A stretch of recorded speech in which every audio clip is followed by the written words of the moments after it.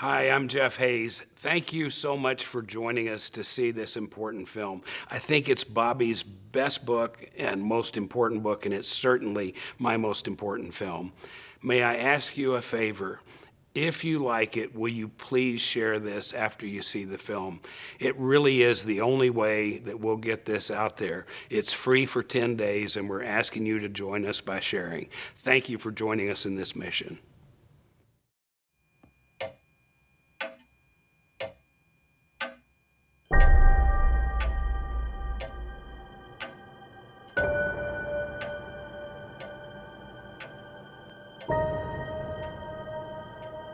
The very word secrecy is repugnant in a free and open society. The dangers of excessive and unwarranted concealment of pertinent facts far outweigh the dangers which are cited to justify it.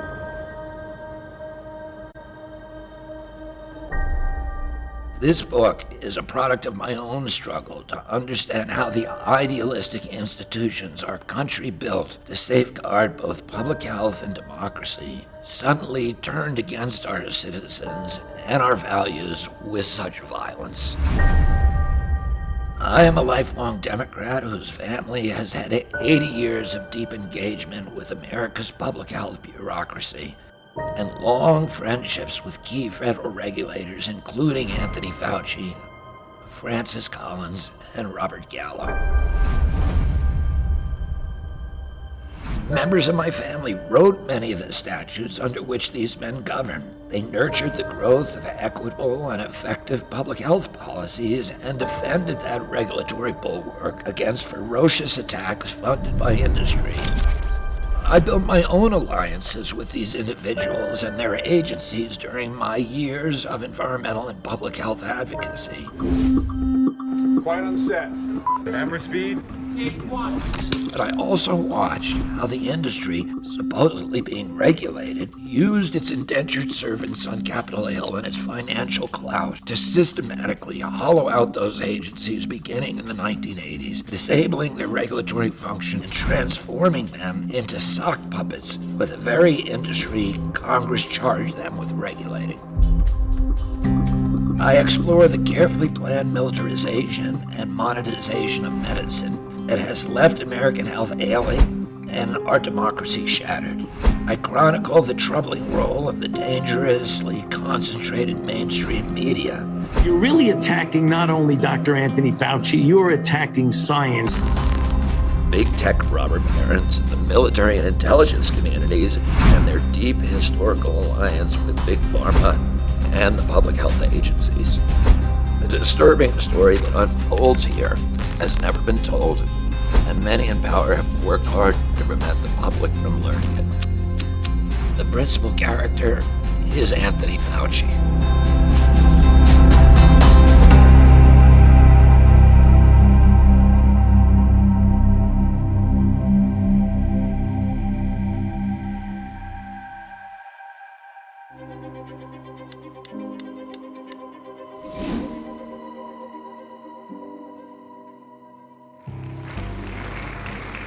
Today, I will be your master of ceremonies for Event 201. Today's scenario is going to simulate meetings of a multi-stakeholder group called the Pandemic Emergency Board.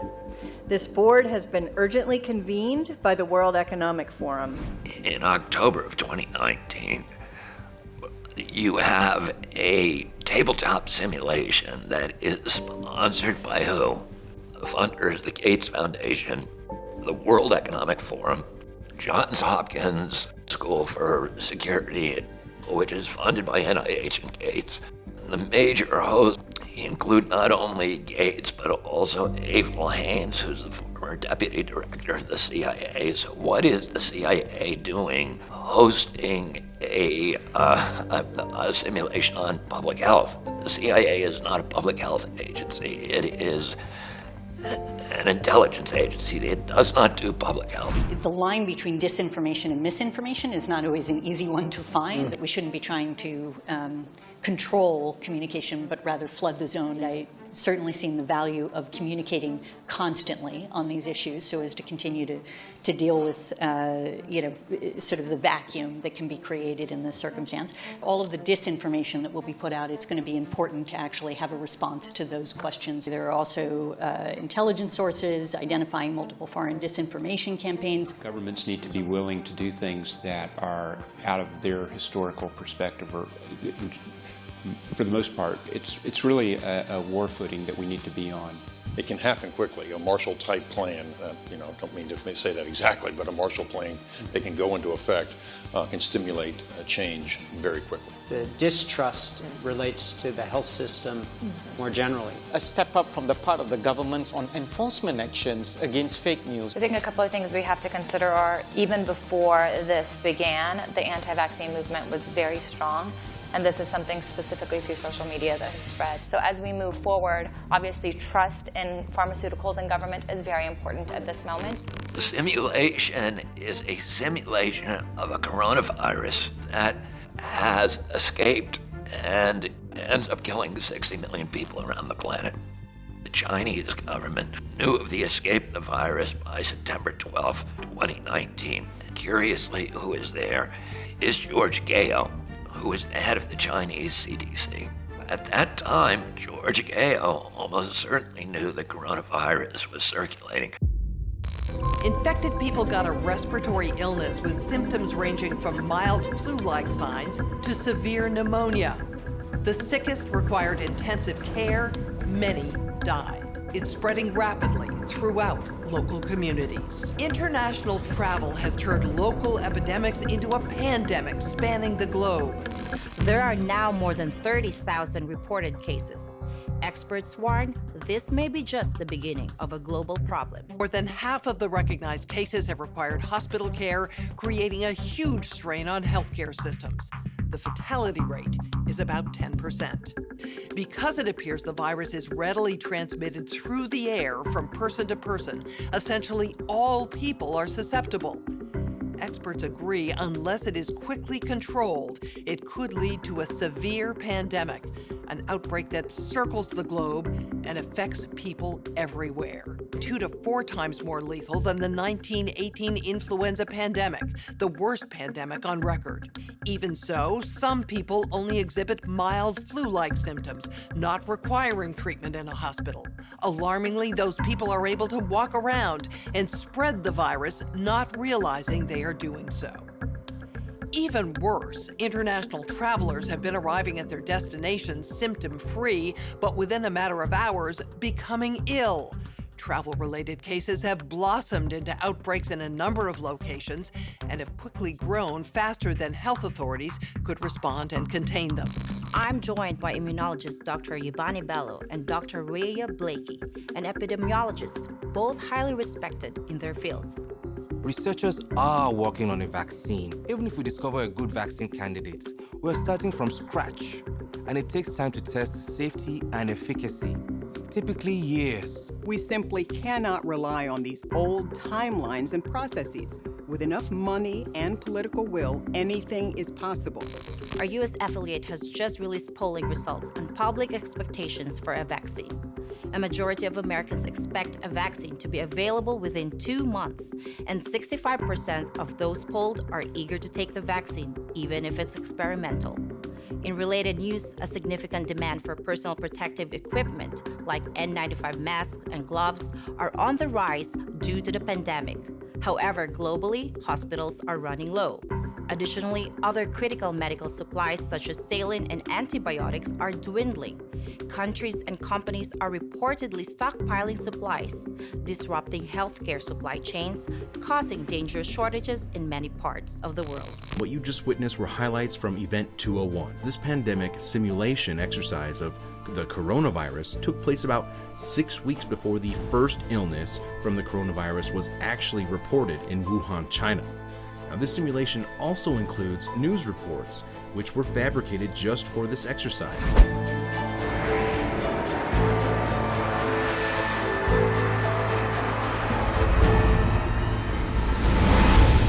A SARS SARS-like virus, which has infected hundreds in China, has now reached the United States. Some of the city's biggest employers ordering workers to stay home. We have already started at the NIH and with many of our collaborators on the developing of a vaccine. I wasn't necessarily surprised when we started to see him in the national limelight. At the beginning of the pandemic, we really didn't know what it was going to be like and how to manage it and how infectious the virus was. And therefore, a lockdown made sense just to buy a little time to figure out what we should do, what policies we should make, what things needed to be mobilized in order to reduce risk of the infection and actually keep the epidemic as limited as possible. In comes Tony Fauci, the savior of the West, promoting these actions, lockdowns, masking, etc. I think many of my fellow Democrats see him as this kind of, particularly during the early COVID pandemic, as this kind of avuncular, soothing figure who was a reassuring counterbalance to Donald Trump's anti-science, narcissistic, bombast. See if there's any way that you can apply light and heat to cure. But I'm like a person that has a good you-know-what. There was tremendous fear in our country that was orchestrated and generated by the press and by the medical cartel. When people get fearful, their capacity for critical thinking gets disabled, and it's just a human inclination to look for reassurance and leadership from leadership authorities. He was one that we looked up to in a time where we needed answers, and a time he has a cool, calm, calmness to him, but very factual.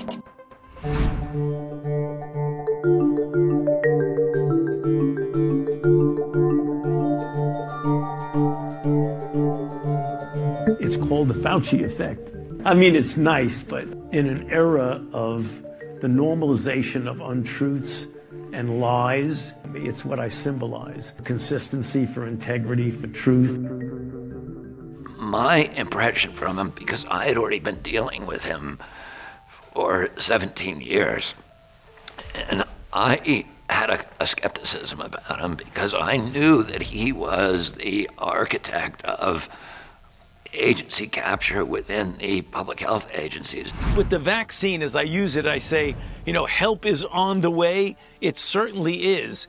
But the fact that help is on the way should spur us even more to double down on some of the public health measures, the physical distancing, the universal wearing of masking, the staying away from crowds throughout the country.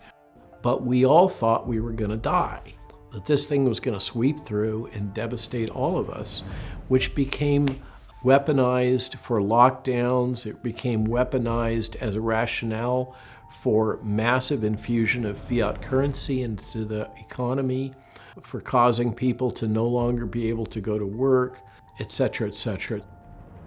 It became apparent after a while that the lockdowns are counterproductive. And in many ways, COVID restrictions were worse than COVID itself. And so we kept getting news updates. Well, the swimming pool is now closed down. The gym is now closed down. They use this fear to create the justifications for implementation of all these abrogations of personal liberties and civil rights, such as shutting down businesses and causing them to get bankrupt. Tech companies have benefited massively from pandemic policies that make no medical sense, such as lockdowns, such as not letting us shop in person, not letting us be educated in person, locking kids indoors. Amazon is up 20% net revenue in the last 2 years. Google is up 20 to 25% net revenue. Microsoft is up 20-25% net revenue. Nintendo is up. All of them crafted or influenced lockdown policies that killed off human assembly, human commerce, human worship, human culture, and drove it all online. It may interest you to know, that all the most rigorous scientific studies have found that masks don't prevent transmission of respiratory viruses. Masks have essentially no benefit. N95 was developed to protect construction workers from dust. Dust particles are removed by those 95% effectively. Dust particles are thousands of times larger than COVID viruses, SARS-CoV-2, and it's like putting ping pong balls through a chain link fence. 95% of the time, they're just going to go straight through. Dr. Fauci started out by saying correctly that masks don't do any good against respiratory viruses. He said it on 60 Minutes in I think it was March of 2020. Right now, people should not be walking. There's no reason to be walking around with a mask. When you're in the middle of an outbreak, wearing a mask might make people feel a little bit better, and it might even block a droplet, but it's not providing the perfect protection that people think that it is. And in saying that, for once, he was actually reflecting the scientific consensus, right? But then a couple months later, he completely flipped. The head of the Chinese CDC, George Gao, having said suddenly, everybody's got to wear a mask, right? Everybody in the West has got to wear a mask, as in China. Then Dr. Fauci shifted. Masks are protective. If you look at children outside, particularly when they're with the family, walking down the street, playing a game or what have you, don't have to wear a mask. The Academy of Pediatrics actually makes that recommendation that children should be wearing masks from 2 years old onward. I mean, I think I've got this right. 1 mask is better than 0 masks. 2 masks is better than 1 mask. But you don't have to have double masks. Is that right? I mean... Then a couple months later, the World Health Organization shifted because they too had said correctly that masks don't do anything against respiratory viruses. But then they flipped. A dispute over a mask led to a woman being tased by a cop at a middle school game. Of course, no, it should have never come to this. What is your right to refuse, and what is law enforcement's ability to enforce? You have to have a mask on. Shoot me, people? No. You're gonna shoot me for trying not to breathe? Cool. Come on, dude. People. No. And there is Barack Obama dancing unmasked. He's been talking about the need to get a vaccine and all the other stuff. I don't think he wants to break from the CDC. What's interesting is I haven't heard the CDC commenting about this yet. Masks are pretty magical, and they don't have much downside. People with masks, they give up their individuality, they give up rights as free human beings. You become really, it's the beginning of slavery. African American slaves in America, many of them, they wore masks. I have called the masks to be the symbolic equivalent of the yellow star that I had to wear. It's a sign that you are not free, that you are lesser. All of this is happening only because people obey. I think masking really was a symbolic signal not only of obedience, but also that we all should maintain constant fear and that we needed to stay away from each other, from relationships and community. During my childhood, there were duck and cover drills. Duck and cover, just as you do in your school. We all know the atomic bomb is very dangerous. You will know when it comes. We hope it never comes, but we must get ready. We were constantly drilled in school about what would happen when the Russians attacked us with nuclear weapons. That we had to remove sharps from the table. We had to put our head under the desk when we heard the alarm sounding. If you were paranoid, you might feel that the purpose of that drill was to maintain this level of what Bob McNamara later called mass psychosis, where you keep an entire population in fear by constantly reminding them that their lives are under attack. And I think, one of the things that disturbed me about the masking, it was very reminiscent of that. If one wears a mask, or one stays in a tiny room and fills up the room with virus and continues to rebreathe the virus, there is a real chance that one could make a mild illness more severe. It's called re-inoculation. We had gotten a call from Presbyterian Village saying one of the workers contracted COVID. And this was the characteristic pattern in 2020. Remember, the senior citizens in nursing homes, they weren't going out and getting COVID. They were sitting ducks. They were already locked down. And in fact, a worker gave COVID to my dad. We are hearing stories of patients going in the hospital, being locked down in isolation, never seeing their loved ones again, and then dying in the hospital alone. We don't get to eat dinner with them. We don't get to sit with holidays for them. Memorial Day, Father's Day, Mother's Day.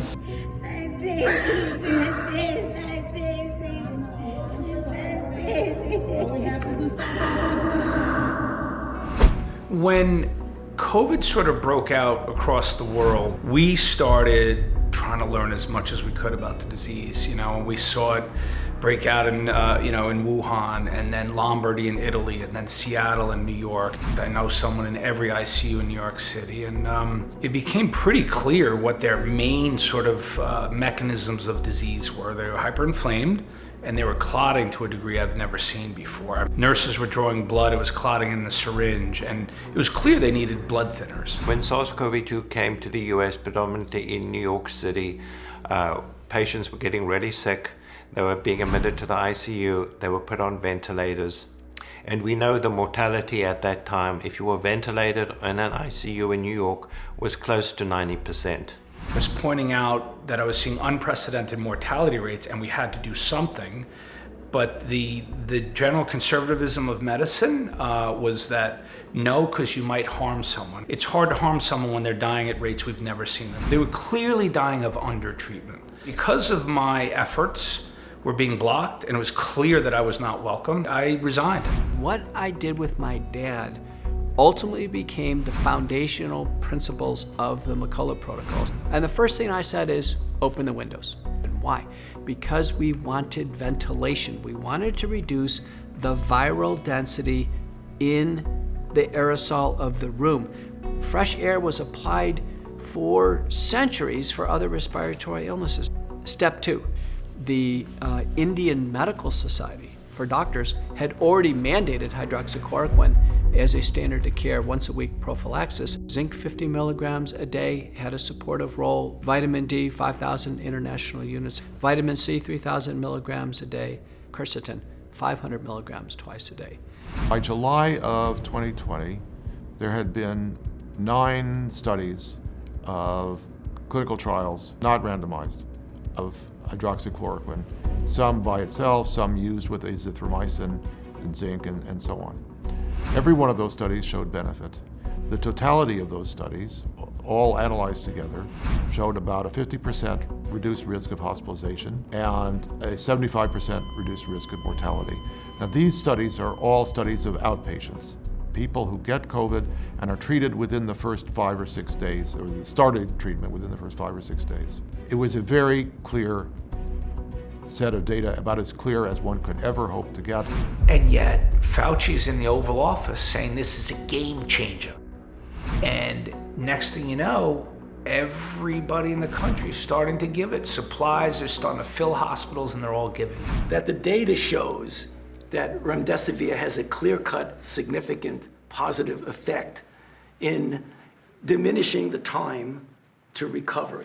This will be the standard of care. When I was looking at this data with our team the other night, it was reminiscent of 34 years ago in 1986 when we were struggling for drugs for HIV. And we did the first randomized placebo-controlled trial with AZT, which turned out to give an effect that was modest.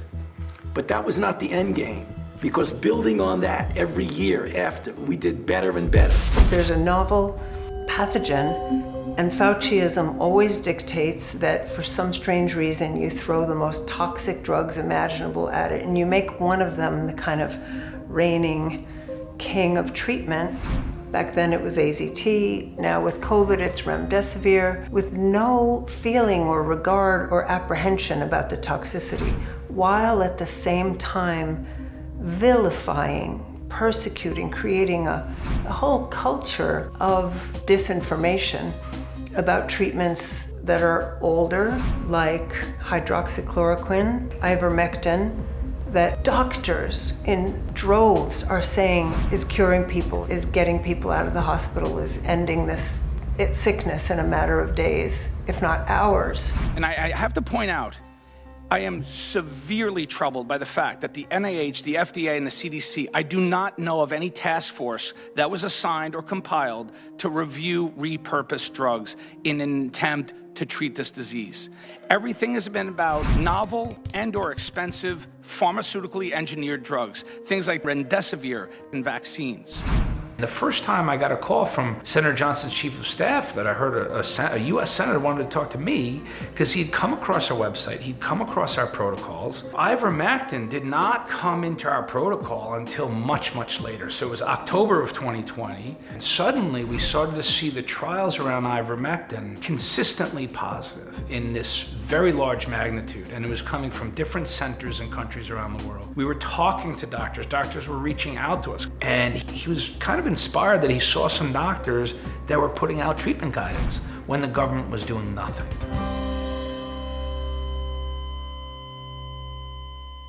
My entry into the COVID arena, you can say, came about when I saw Pierre Corey's testimony to the State Senate in December 2020. I only saw it on the 26th of December, and I prepared a rapid review and submitted it to the UK authorities on, I think it was the 4th of January. I also sent it to colleagues at the World Health Organization and asked them to pass it on to the COVID team at WHO. And when I didn't get a response by the 7th of January, what's reasonable in a public health emergency, and that is to disseminate information in whatever means possible. And so I did a video appeal to the UK Prime Minister. Dear Prime Minister, my name is Dr. Tess Laurie, and I'm the Director of the Evidence-Based Medicine Consultancy in Bath. I have recently authored a report called Ivermectin for Preventing and Treating COVID-19, a rapid review to validate the Frontline COVID-19 Critical Care Alliance's conclusions. The good news is that we now have solid evidence of an effective treatment for COVID-19. It is called ivermectin. In connection with its findings, I sent an urgent correspondence to Mr. Hancock and other members of Parliament on Monday the 3rd of January. Unfortunately, I have not yet had a reply, and due to the urgent implications of the report, I'm trying to reach you via this video. Please may we start saving lives now. I was invited to give a lecture at an international conference on ivermectin. And on the third day, a PhD named Andrew Hill gave a lecture and said that he was from the WHO. And I reached out to him, and Andy and I became very fast and close colleagues. And he was as taken with the data as we were. I was introduced to Andrew Hill by Dr. Pierre Corey in that first week of January. He had been working with Pierre Corey to present the evidence to the NIH that week. Pierre said, you really must meet him. He's the WHO consultant working on ivermectin, and Andrew Hill agreed to be on the team with us. But then that weekend, his own review was published on a preprint server. Now, this was a great cause for concern because it was clearly rushed. It was very poor quality with all these obvious flaws. I emailed him and I said, Andrew, this is going to cause immeasurable harm. Please retract this review and let's talk. I can help you correct these errors. I'm in a very sensitive position here. I'm trying to do... Whose conclusions are those on the review that you've done? Who's not listed as an author, who's actually contributed? Well, I don't really want to get into... I think it needs to be clear. I would like to know who are these other voices that are in your paper that are not acknowledged? Unitate has a say in the conclusions of the paper, yeah. So they have a say in your conclusions? Yeah. With the FDA regulations is predicated by the fact that there's no effective alternative therapy. So if ivermectin and hydroxychloroquine were declared effective treatment for SARS-CoV-2, it would have invalidated the vaccine. The vaccines would not have been allowed to get an EUA. The suppression of early treatment through the press and through various government outlets, including the FDA, is a crime. We have a significant unnecessary burden of loss of life due to the withholding of early treatments, including treatment with hydroxychloroquine and ivermectin. It has caused unnecessary human death. We're so sort of hypnotized by those names, the New York Times, CNN. This is CNN. We're mesmerized by that based on their long records as widely recognized, authoritative, reputable news sources. There was that amazing face-off between CNN and Joe Rogan when some of their lying heads had said that he was taking horse paste. Have individuals like Joe Rogan, for example, who don't want to take an experimental vaccine but will take horse dewormer. Rogan telling his 13 million Instagram followers that he was treated with several drugs, and he included ivermectin on the list, a drug used for livestock. Joe Rogan, he came down with COVID. He says he's been taking the livestock dewormer ivermectin. That was an attempt to take him down and to misrepresent ivermectin. And he fought back because that's in his nature. Does it bother you that the news network you work for out and out lied, just outright lied about me taking horse dewormer? Calling it a horse dewormer is not a flattering thing, I get that. It's a lie. It's a lie on a news network. You're working for a news organization. If they're lying about a comedian taking horse medication, what are they telling us about Russia? What are they telling us about Syria? Do you understand that that's why people get concerned about the veracity of the news? The reliability of the media, a recent poll that says it's almost at an all-time low. We should look at news sources that are outside of this matrix of treachery, because it's there in order to accept advertising and lobbying money from established corporate sources, which means it has to operate compliantly and in alliance with the government. So you're not going to get honest information from those sources. They kept saying ivermectin is a horse paste. Well, when he got, of course it's not. It's kind of a miracle drug, and they were even thinking it could cure cancer before COVID happened. And then COVID happened, and then they had to demonize it right away because it's cheap. Nobody can make money off ivermectin. It's a generic. And so the company that invented it, Merck, they can't make money off it because now anybody can make it. There is an alternative media. That is true. It is something that has emerged very suddenly and recently, right? Joe Rogan represents that. Jimmy Dore represents that. Podcasters have basically filled the breach that's been left by the left press. There will always be some outlets, I think, that try to tell the awful truth. And we learned something else about COVID. One day the test is positive, the next day the test is negative. A week later the test is positive, a week later the test is negative. So is a PCR test not a good barometer either? Yeah, that is a very good question. It's pretty obvious if you look objectively at the data that the CDC is totally manipulating this pandemic, and they did it from day one. One of the most egregious examples of this is the very test they use to diagnose a case or someone who's infected with the virus. The test was a PCR test, and it amplifies the amount of agent that you want to check for. Kary Mullis was the inventor of PCR. He was not the inventor of the PCR test. There is no test for either AIDS or COVID. As Kary Mullis said, it doesn't test for anything. It finds what you tell it to find. And he always said that doesn't tell you whether you're infected with anything. It doesn't tell you whether you're likely to get sick from anything. It doesn't tell you anything.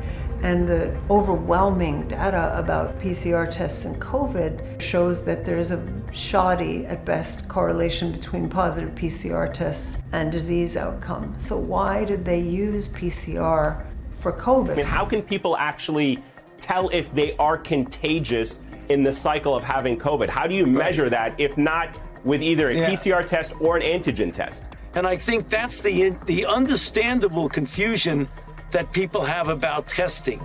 Testing saying whether you're infected or not versus are you infected plus transmissible.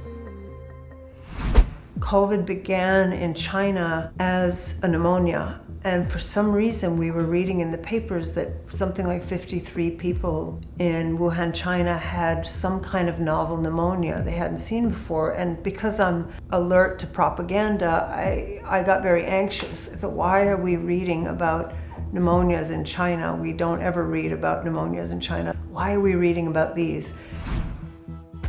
In the first week in January, I got a call from Michael. He's a former DARPA project officer, and literally he is our top expert in gain-of-function research and has been so for years and years, and has long been deeply embedded as one of our top biodefense/biowarfare experts, who was in Wuhan at the time in the first week in January. And he warned me, he said, Robert, you need to get your team spun up because we've got a problem. This coronavirus looks like it's going to be a major issue. And my question is, have you seen anything at this point that gives you a high degree of confidence that the Wuhan Institute of Virology was the origin of this virus? Yes, I have. Yes, I have. And I think that the World Health Organization should be ashamed of themselves.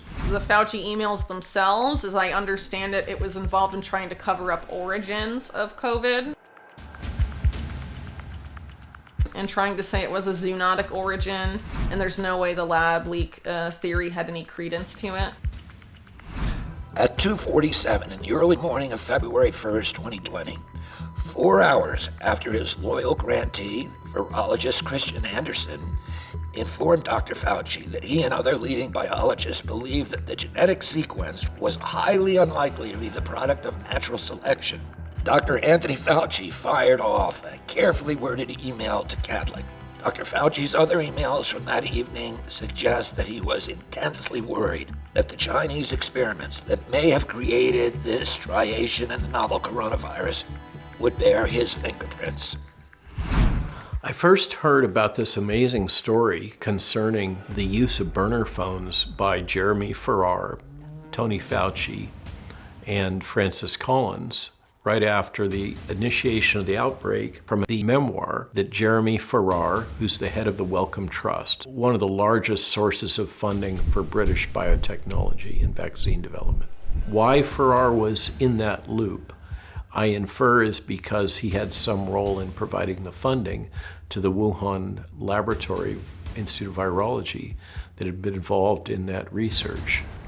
He disclosed in his autobiography that he and Tony and Francis Collins had used burner phones to avoid any trail that would be able to document their conversations immediately after the initiation of the outbreak. And he spoke about that in the context of talking about their fears and collusion in trying to cover up what they knew about the work that had gone on at the Wuhan Institute of Virology. The U.S. intelligence agencies now believe that the Chinese knew that the virus had escaped from the Wuhan lab by September 12th. It had probably escaped sometime in late August, early September, but on September 12th, the military went into that lab at night and they changed the leadership of the lab. They took 22,000 coronavirus samples and removed them, and they've never been seen again. They removed mention of many of the gain-of-function studies from the public-facing websites. The intelligence agencies in the U.S. and Great Britain and Europe, they call the Five Eyes, the Western nations who all share intelligence with each other, all had deep involvement not only in funding these studies at the Wuhan lab, but also in the cover-up of protecting the countermeasures and protecting the Wuhan lab against nosy investigations. In August of 2020, I gave a speech to a Peace and Justice rally in Berlin. Governments love pandemics. I estimated crowds were about 1 million democracy advocates. There were people from every nation in Europe and every color of the rainbow, and they came together to demand the return of their constitutional and human rights. The only thing a government needs to make people into slaves is fear. Immediately after that, the German intelligence agencies And the British intelligence agencies announced that they were considering vaccine hesitancy a form of terrorism, and that they were unleashing their cyber warfare arsenal on people in foreign countries who they consider vaccine hesitant. It's illegal for the CIA to spy on American citizens in this country, but the way that the CIA has always gotten around that stricture is by outsourcing the spying on U.S. citizens to the Five Eye nations like Great Britain and Germany, with whom they share the intelligence. So they don't have